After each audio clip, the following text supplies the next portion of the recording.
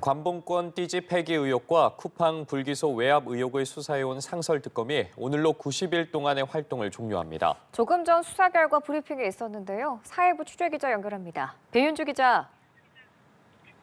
네, 지난해 12월 6일부터 관봉권 띠지 분실 의혹과 쿠팡 사건 불기소 외압 의혹을 수사해온 상설특검이 오늘로 90일간의 수사를 모두 마무리했습니다. 안권섭 특별검사는 조금 전 브리핑을 열고 수사 결과를 발표했는데요. 우선 관봉권 띠지 폐기 의혹과 관련해선 지휘부의 폐기 은퇴 지시 등 의혹을 증명할 만한 뚜렷한 정황이 나오지 않았다는 게 특검의 결론입니다.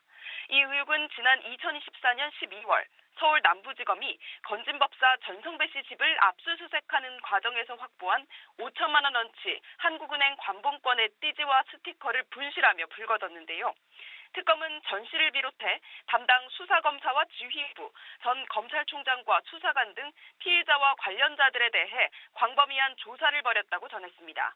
그 결과 윗선이 폐기나 은폐를 지시한 의혹은 드러나지 않았고 다만 절차 미비나 업무상 과오로 인해 압수를 부실 관리하고 심각한 보고 지연을 한 점 등은 확인됐다고 밝혔습니다. 이에 따라 특검은 관련자들에 대한 징계 사유를 소속 검찰청에 통보하는 한편 검찰의 압수 업무 시스템 전반의 개선 필요성을 제안할 예정이라고 전했습니다.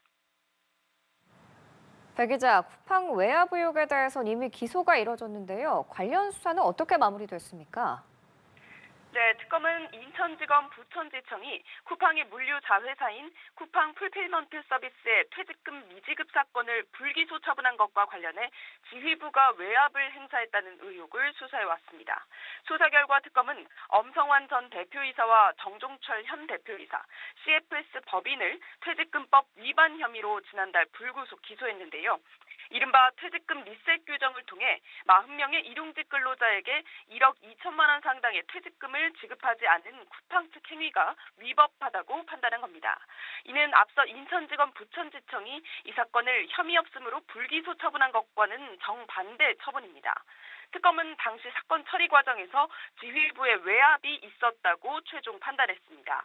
이에 따라 엄희준 당시 인천지검 부천지청장과 김동희 당시 차장검사를 직권 남용 혐의로 재판에 넘겼습니다. 이들은 주임 검사에게 사건 처분 과정을 부장 검사인 문지석 검사에게 보고하지 못하게 하고 그 결과 문 검사의 수사 권한 등을 방해한 혐의를 받습니다. 다만 특검은 두 검사가 쿠팡으로부터 사건을 무마해달라는 청탁을 받았다는 증거는 확보하지 못했다며 남은 의혹은 관할 검찰청에 이첩할 예정이라고 밝혔습니다. 지금까지 사회부에서 전해드렸습니다.